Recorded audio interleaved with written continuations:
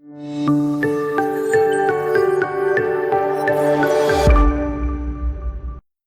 evening, everyone, and welcome to day 481 as we continue to support Ukraine, to support our friends, to support the nation that right now is attempting to stand against the most evil activities since those of Adolf Hitler in World War II. And tonight we come with a really fresh update, a lot of perspective. Tonight I have Zhenya with me. I've got 5 key questions I'm going to be asking him tonight. Very simple. We're talking about the front lines and how it appears that they have become frozen. So thank you for being here. Thank you for continuing to share, like, comment. We've received a lot of new subscribers over this past weekend. We're putting stuff up aggressively now on Patreon as always. Got more stuff going up tonight, and we are continuing to support.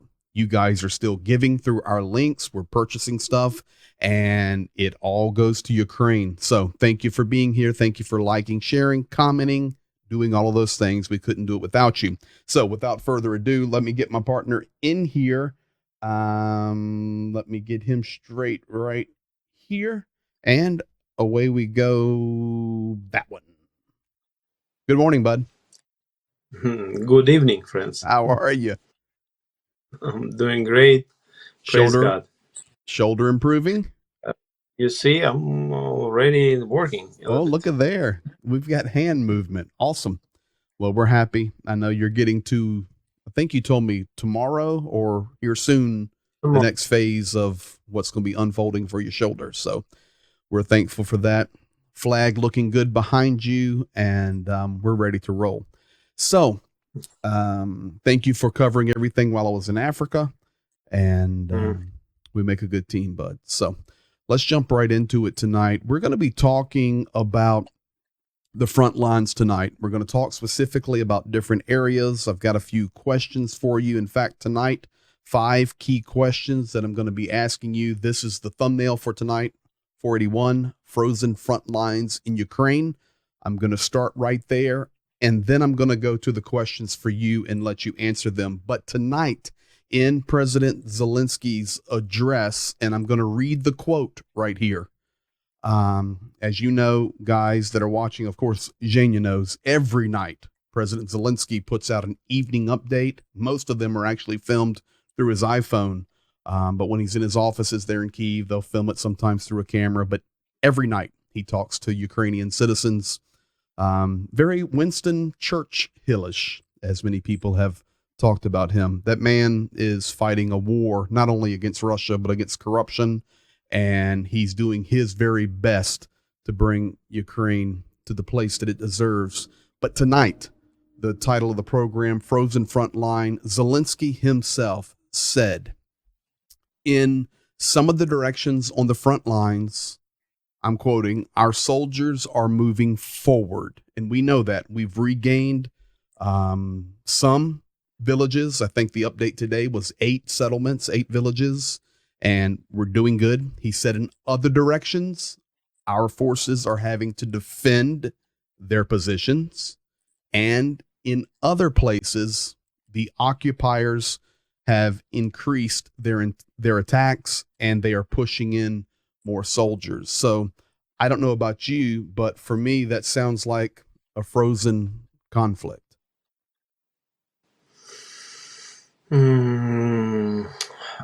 Maybe it's attempt to froze this, and I think it's a time for to be under the pressure, to break through with that. And now it's probably one of the best the picture to understand what we have. The big Russia with their all their people, millions, and their potential, their supply, their factories which working for military for this war, and their ambitions. Their economy is standing, maybe not easy, but no default, nothing like that. And with all of it, the big Russia and smaller Ukraine, not just resisting it, but meter by meter we're trying to get, and our guys doing it, getting it back with paying the crazy price.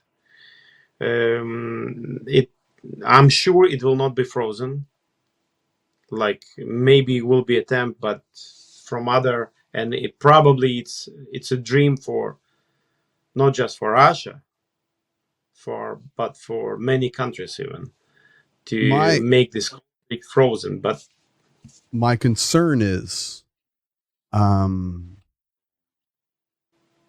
Zelensky himself has stated weeks ago, because I just went to Africa for 2 weeks.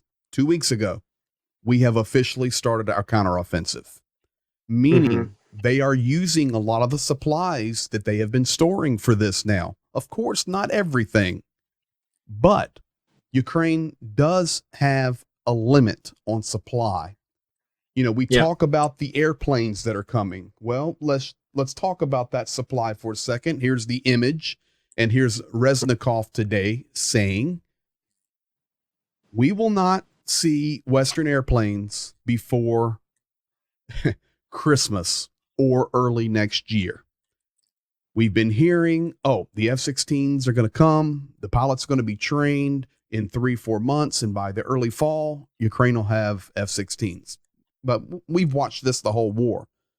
Stuff does come, but it takes a long time to get there. So now we see this supply delayed, and that's my concern. And I think any person that's logical, I know Zaluzhny, I know Danilov, Zelensky, they're making a plan, but the reality is, you said it. The Russian factories are working 24/7. Many of them are at double production. We know the Caspian Sea is full of equipment coming from Iran with Chinese parts on the inside of it. The world just lets it happen. And yes, Ukraine receiving stuff from the West, but ultimately Ukraine has a limit on soldiers. We do not have the population base, and it makes a difference. So I don't know. Even Malyar today in Kyiv, and she's the deputy defense minister there, she said, we see Russia bringing in reserve troops. Yes, we've liberated 8 villages, 8 settlements, and that's good. But the front lines are very tough, and most war monitors that you and I look after and we trust, that would be Institute for the Study of War, Great Britain's intelligence, MI6. They're very accurate. And the stuff we get from like Yigal Levin, the Israelis' viewpoints, they're accurate. They're not a lot of huff and puff. They're accurate. They have all stated that right now it's just a lot of people dying on both sides. And that's very sad. That's the problem. A lot of people. Yes, and for Russia, it's a question of existence of Russia as empire, all the structure, the system they built, and they formed their society and the people expectation that there is the only way. So it's for Russia is taking the lands. Nobody can point us what can we do or cannot. For Ukraine, it's a question of existence as a nation, as a culture. For Ukraine, for NATO and the whole world, it's a question of existence, the system and the order, the world order we have at this moment. Plus, situation with the supplying, helping Ukraine with the supplies, show that the world, and in my opinion, the NATO bloc is not ready for the war. Agreed, bud. Not even close. Not even close. And cannot be run in a short time, because nobody, in reality, Putin knew that. Nobody was expecting this. I mean, otherwise, yes. And if it if it wasn't like that, if the world were expecting it, only with the condition that the Ukraine will be destroyed completely. We have But Blinken today in China meeting with Xi Jinping, and basically says, "Oh, we have a great meeting. Yeah, we don't want to have any problems with China. We just want to be your friends." Nobody will make a bold statement in this world.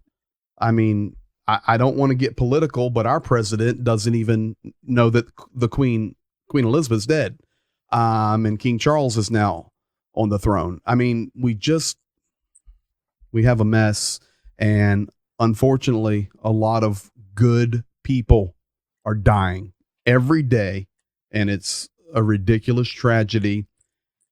And I think, my opinion, the frozen, and I call it frozen because nobody's pushing 50 kilometers. Nobody.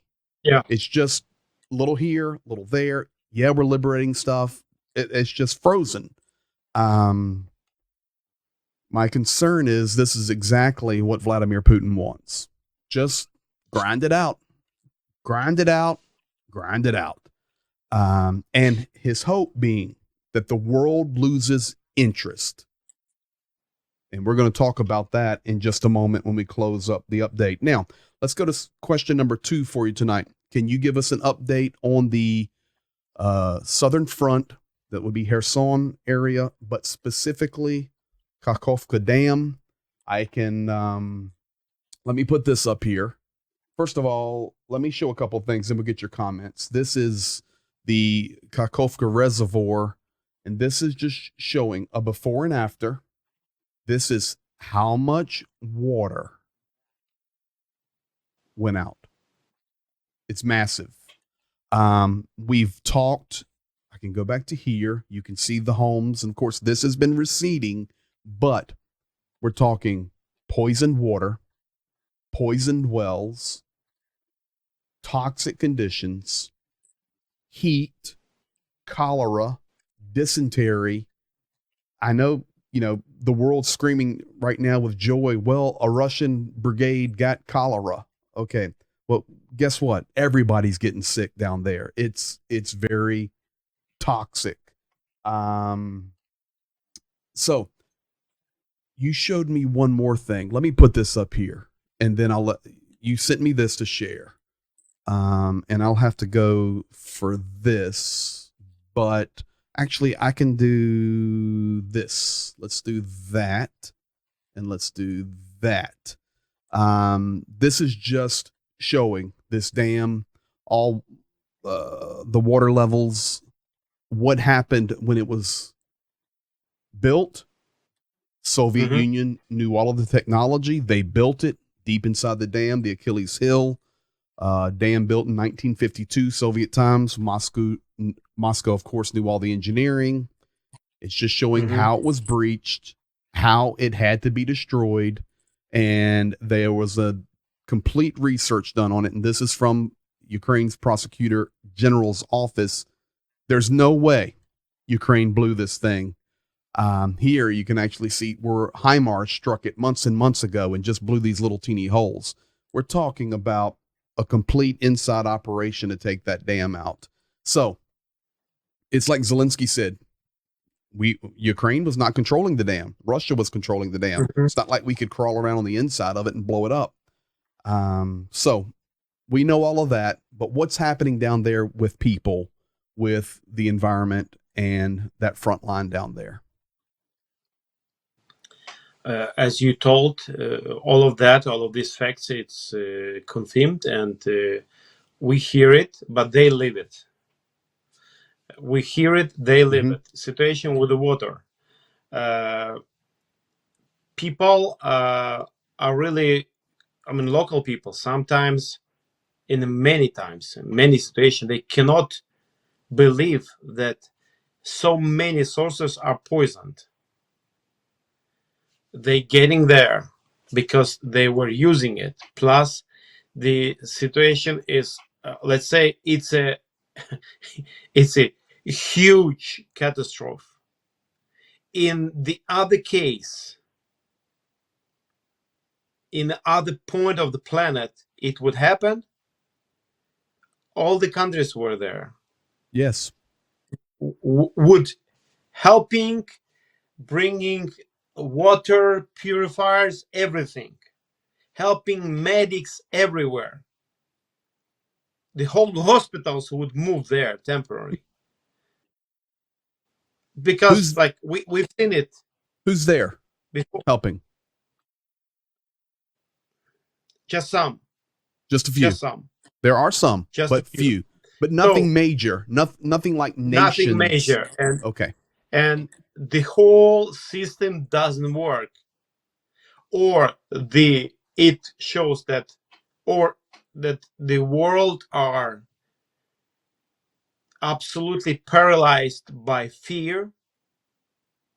All of these organizations That's what paralyzed. that's what Putin wants. Fear. Yes. And then the other question, our guys doing our best and non-stop. So for the good things, like in Kherson, they released some parts of the city to, for volunteers to help back. Mm-hmm. In many places now, people getting to reality, so they more and more we have numbers of new information about dead people who are killed by this situation. You mean By it's this, more than the 16 that's reported on major news outlets? absolutely, I know yes. it, but yeah. It's I think the reality will be shocking, the Yeah, numbers. it will be shocking. Agreed. And because if you talk about 16, I think I already saw much more on the pictures from that area. Just And I from the just picture. remind you, Jacob, they blew the dam at basically 3 a.m. in the middle of the night. People sleeping never knew it. Yes. Think about that some people were they realized being already blocked in the house, Mm-hmm. that something happened. Yeah. Could And you imagine going to and bed and waking up to swimming? That's what yes, people it's did. They like, woke up plus swimming. think about old people. Yeah. Some of them were, you remember, just think about example that old person we know, 100 years old. Mm-hmm. He lives on a hill, okay, but if he would wake up in a, what, who would help him? People were thinking about trying to save their life. They were in shock, Well, thinking about like, oh, all the cars now there, mm-hmm. all the different, if there were place for storing um, different kind of oils, the massive places, all of it in the ground, or they already somewhere in the Black Sea or other Mm-hmm. places. This is a huge, massive situation. And with the diseases, yes, I think it's just coming. And I hope our guys are doing the best to protect the people and help in time. But I've tried because I've tried to explain to people the weather down there. You know, it's brutally hot in the summer. It's plus very arid, and that's just going to also contribute the heat. thousands tons of dead fish, Mm-hmm. animals, from cows and so on and so on, like, so plus this is from farms, take all the animals in nature which not survived, all of it there with that temperature and the water. Yeah. uh, Well, for those of you that are here in the U.S. watching, whether live tonight or later on demand, just remember back to Hurricane Katrina in New Orleans, if you're old enough. Devastating.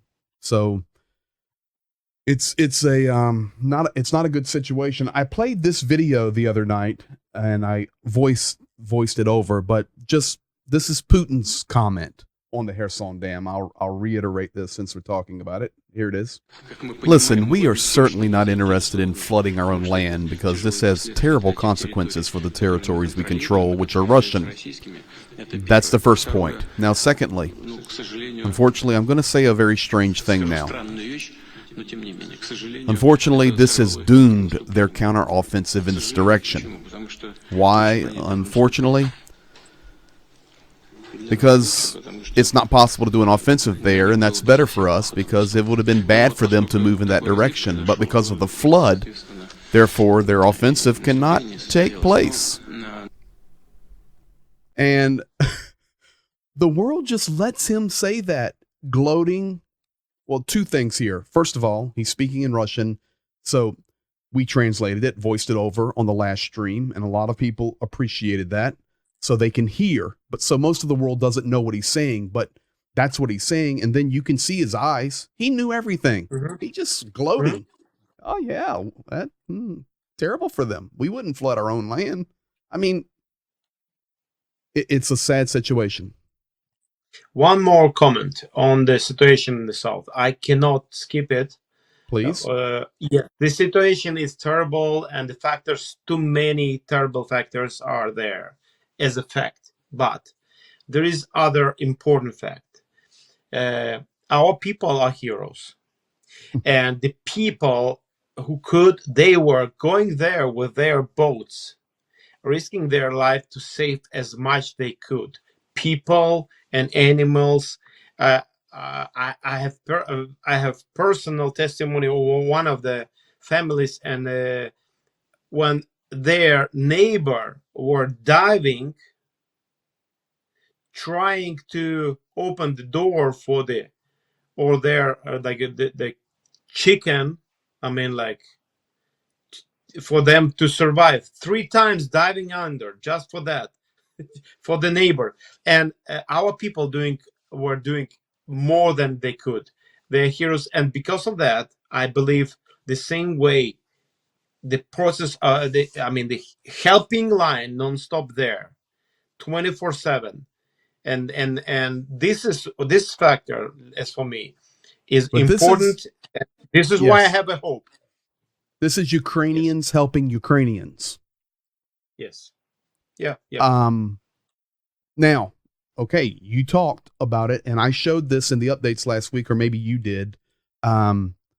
These volunteers were racing around in their own personal boats and trying to rescue people, and the enemy was shelling them, putting artillery on them while they're trying to rescue people. This moves me to my next question for you in regard to this last part of this topic tonight, but it is confirmed that A, Russia shelled volunteers. We've seen it. B, Russia is currently blocking the UN and all humanitarian efforts for assistance and evaluation in the flooded zones. They're doing everything possible to block any help that would come or anybody there to help tell the truth. Fact, not fact. This is from what I see. It's fact. We do not have it. The hundreds or thousands of organizations here. We see no real serious anyone on a world level decision, even for the temporary help. Even, okay, you have heard about the grain corridor. Yes. Grain from Ukraine. So there were the way found for this grain would leave temporary occupied territory, I mean the sea, through that. But by some reason, with that situation, possible thousands of risky, diseases and so on, and dying people.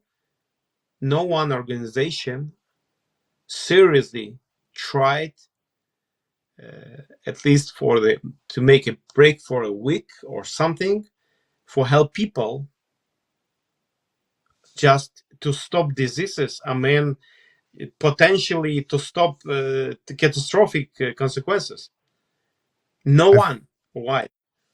It's all connected there. And I think what people do not understand, and you and I have done our best to show, we've been in all of these villages, and we've been in many villages that were flooded where people have lost their lives now, helping people in the winter.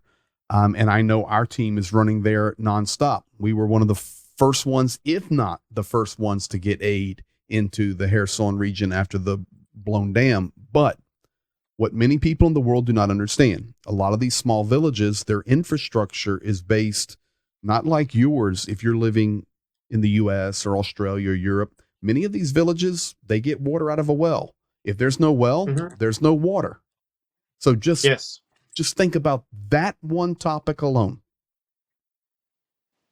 Trouble. It's big trouble. Example, Teginka, you know the place? Very well. Okay. One of the main sources we've seen people regularly were using, it was a spring. Just a real spring. Now it's covered and it's poisoned. So they're done. They have no water. Folks, it's not like a water truck is coming. It's not coming. They have no water. They're boiling water. They're doing what they can do.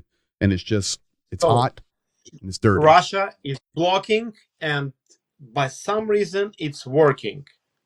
Yeah. With that situation in the world, it is working.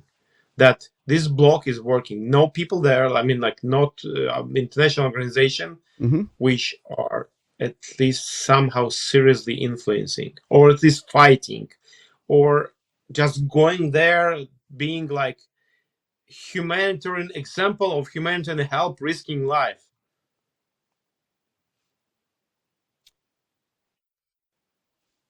Okay, sorry for that. It's Ukrainian situation. No, it's a world situation. It's a world situation, but it's a world situation. Unfortunately, the world doesn't understand it. One of the reasons, I believe, because the slide is showing. Let me tell you something. This is why we're good partners. This is logical. This is absolutely logical. This is my opinion. I personally believe that there will be an accident in Zaporozhye if the war goes bad for Russia. If Ukraine starts ripping territory, something's going to happen. And there's two places. It's either going to be Zaporozhye or it's going to be the Titan chemical plant in northern Crimea, down south of Melitopol. Both of these places are loaded with munitions, mines, equipment, troops, and they're just begging for something to go sideways. I personally believe that the Kakhovka Dam being blown and then the world basically being silent, all it does is it confirms to Russia that they can now take it to the next step. Many people ask me here at home that know I'm so connected with Ukraine, Greg, do you think Putin would use a tactical nuclear weapon? First of all, I do, because he's crazy. He's crazy. Lunatic. But I don't think he would use it until the very end. I think if it was something going very, very bad, but I believe he would greenlight this an accident at a nuclear power plant in a heartbeat, because the world's silent on Kakhovka. We'll be silent on Zaporozhye. We'll be silent on Titan. That's what I think. What's your thoughts? My thought that number one is not because he's crazy enough to do it, but because the world is weak enough to be blind. World is not ready to answer seriously to any acts like this. This is number one, because when the criminal plans something, if it's not like mental, but even then, if he sees that there is a danger for his life, it at least it brings the other option. Okay, maybe they will stop me before I will do it. And because the answer for the world annexion 2014 Budapest memorandum is, let's forget about this. I mean, not from my side, but the world did act like this. Then open aggression against Ukraine, which gave out all their not just nuclear weapon, but main cruise missiles, everything to Russia and Belarus. The world were okay, especially first days.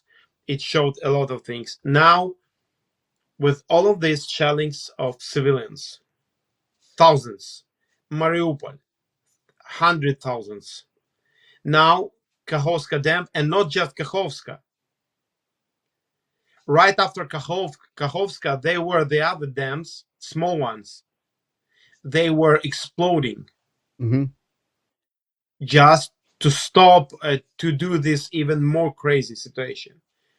So with Zaporozhye nuclear, I don't know. The question, I hope that will be miracle and it will not happen. I hope. I agree But yes, completely. he is crazy, and the world is silly. Not silly, like Silent. I mean, weak, silent, and weak. You know, folks, I highly encourage and recommend to you guys, if this stuff interests you, if you're here and you're supporting us, you're supporting Ukraine through us and standing with us, thank you. But if you are, evidently you have a intestinal fortitude to stick with it. You have a desire, you have care and love, and you just want to know what's going on in your world. So great. So if you want to understand a lot of the things that we talk about, I highly recommend to all of you, just go on YouTube and start watching quality World War II documentaries.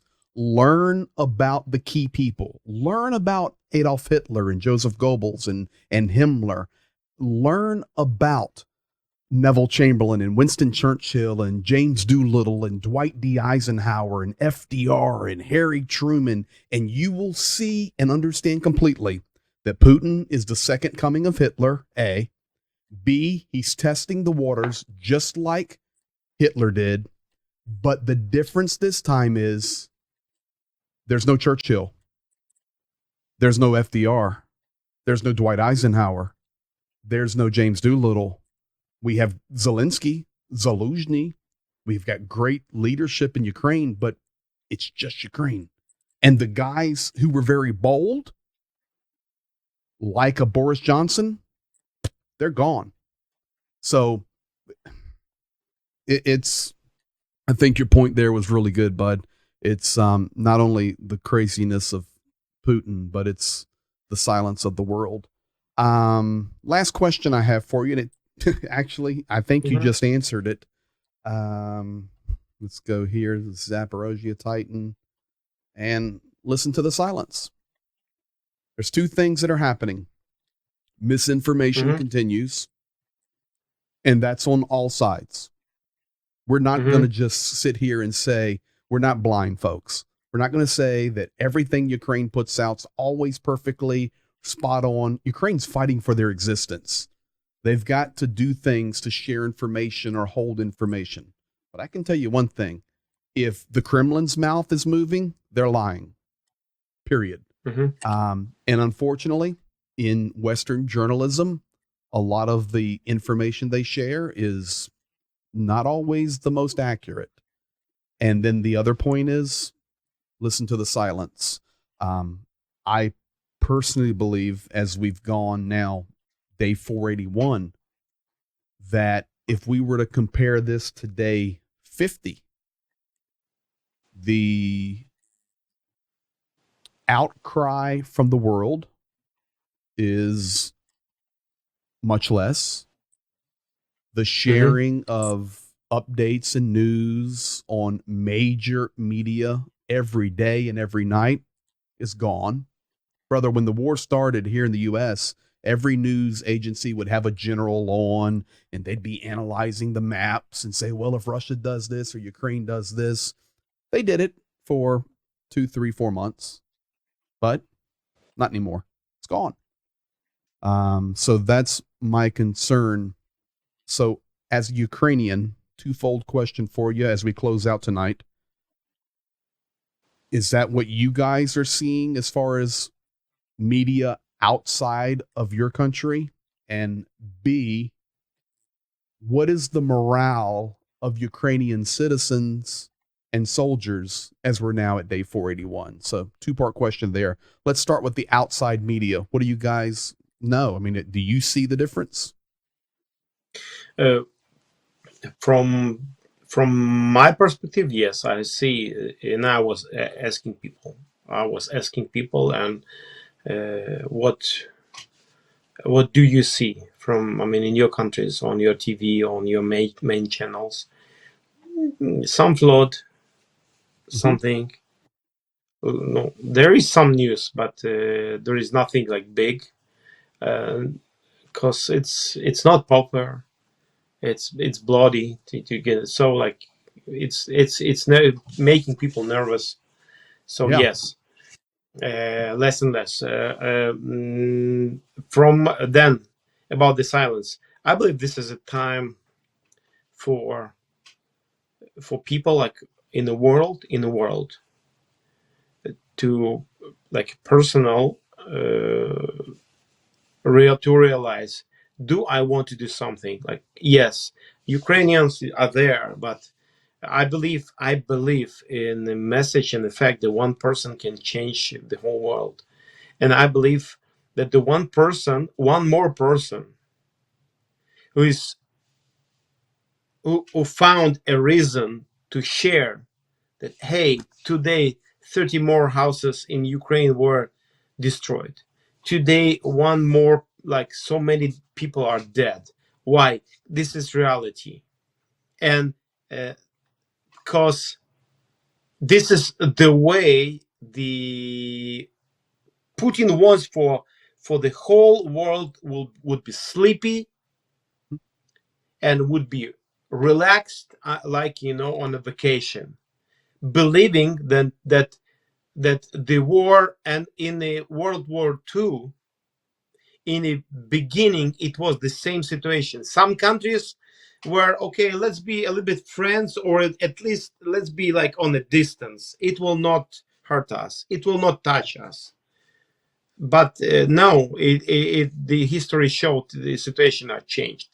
Well, Even the countries who were trying to be neutral. last night, missiles tore Odessa up. So no news. Right now, missiles are flying on Dnipro as we're speaking. Nothing. And, it's just, the Bible talks about this. The Bible says, do not grow weary in well doing. At the right time, you'll reap a harvest. So the world is growing weary. It's exactly what Putin wants, but it's exactly what we do not need. So that's that one, part two of that question, and we'll close out. What's the morale of Ukrainians? This is why I believe that people are here are warriors, by information war, by Mm-hmm. sharing the truth.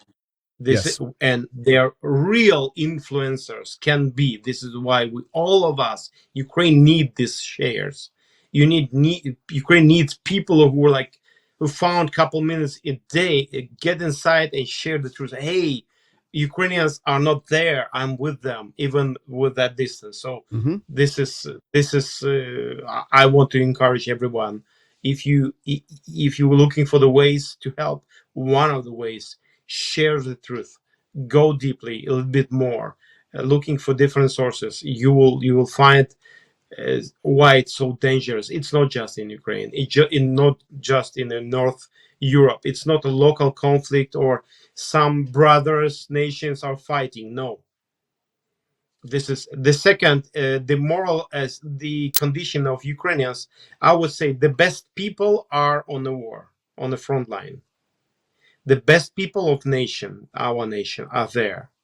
and cannot find the reason to live, because they are the best people with the best qualities. And yes, they're tired. Yes, And they're tired. Mm-hmm. they're tired. So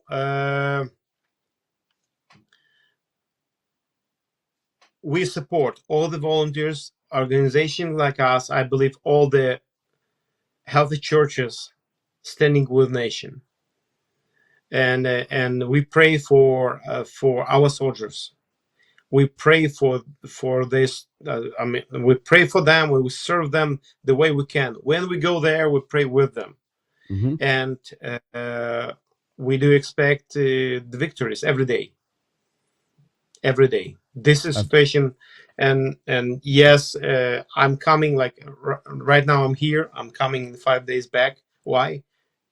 Because of the. I mean, as the same the reason as others. We coming to stand together with our people. This is why the other people shipping the aid every day, looking and asking, hey, please world donate for one more drone. So we will fight. We're fighting. And we will continue. We do our part, and we try to be an example for folks. It's day 481. We've had to make some adjustments. I personally have spent almost 5 months on the front lines with you, and I think we're trying to be an example. It gets weary, but we're committed till the end, and we will stay until the end, period. Mhm. That's the only way to win. I mean, you'll never win if you quit. Never. Yes. So, Yes. all right, buddy, get Cool. you some rest, and I'll see you soon. Thank you. You're welcome. Thank you. We have a heart from Ukraine tonight. There it is. Oh, Dude, I forgot your shoulders doesn't work. no, Sorry. I was preparing. This is why I took the bandage out, and doctor allowed me to do it. So the big heart from Ukraine. Folks, the doctor has allowed a heart from Ukraine. You guys be blessed. We'll see you in 48 hours, if not before. Good night.